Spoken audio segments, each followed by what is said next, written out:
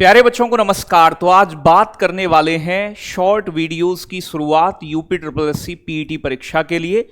पहले भी मैंने अलग अलग एग्जामों में ये 5 मिनट 7 मिनट की शॉर्ट वीडियोस बनाई हैं और उनसे बच्चों को बहुत फायदा मिला है।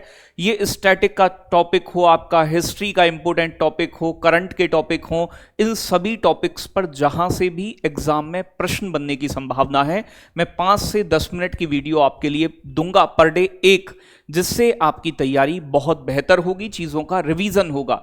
तो स्टार्ट करते हैं आज से। और आज हम पढ़ने वाले हैं संविधान की महत्वपूर्ण अनुसूचियां।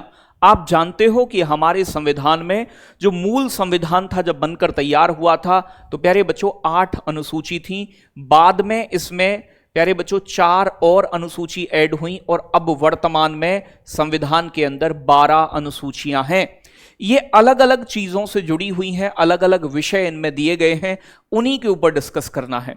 तो प्यारे बच्चों सबसे पहले संविधान की 12 अनुसूचियों को समझते हैं। प्यारे बच्चों यहां एक वर्ड याद रखना है, एक छोटी सी ट्रिक है, चाहे तो आप यूज कर सकते हैं। प्यारे बच्चों स्पोर्ट, स्पोर्ट से पहली 4 अनुसूची मतलब 5 अनुसूची आपको याद हो जाएंगी।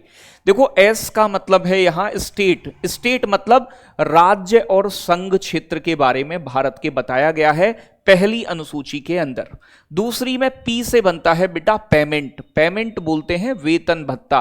तो जितने भी संवैधानिक पदाधिकारी हैं, राष्ट्रपति उपराष्ट्रपति, इन सभी को प्यारे बच्चों कितना वेतन मिलता है, कितना भत्ता मिलता है, इस सभी के विषय में जानकारी है। प्यारे बच्चों तीसरी में ओ से बनता है ऑथ, ऑथ बोलते हैं बेटा शपथ के लिए। तो अलग अलग संवैधानिक पदों पर कौन कौन क्या शपथ लेगा, इसके विषय में तीसरी अनुसूची में बताया गया है। चौथी में आर से बनता है राज्यसभा, मतलब राज्यसभा की सीटों का डिस्ट्रीब्यूशन, राज्यों और केंद्र शासित प्रदेशों में विभाजन राज्यसभा की सीटों का, यह हमारी 4th यानी कि चौथी अनुसूची के अंदर है।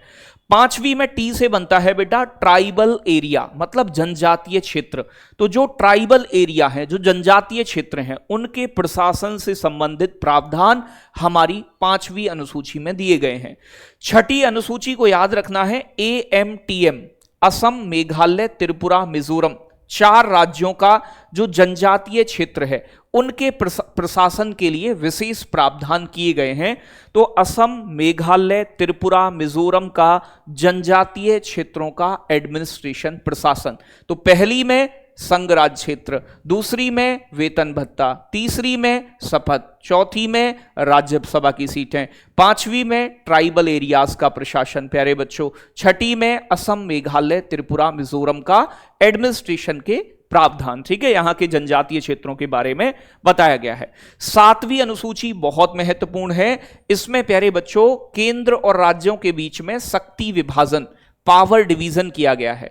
जहां पर संघ सूची में वर्तमान में 100 विषय हैं, राज्य सूची में राज्य सरकार कानून बनाती है 61 विषय हैं, और संवर्ती सूची के अंदर वर्तमान में 52 विषय दिए गए हैं। तो शक्ति विभाजन, केंद्र राज्य में शक्ति विभाजन 7वीं अनुसूची। 8वीं अनुसूची में बेटा भाषा, आप जानते हैं कि मूल संविधान में 8वीं अनुसूची में 14 भाषाएं थीं, 8 भाषा बाद में ऐड हुई। वर्तमान में 22 भाषाओं का उल्लेख हमारी 8वीं शेड्यूल में 8वीं अनुसूची में किया गया है। 4 अनुसूचियां संविधान लागू होने के बाद जोड़ी गई, जिसमें 9वीं अनुसूची जो जोड़ी गई बेटा, इसमें भूमि सुधार, लैंड रिफॉर्म से जुड़ी हुई है।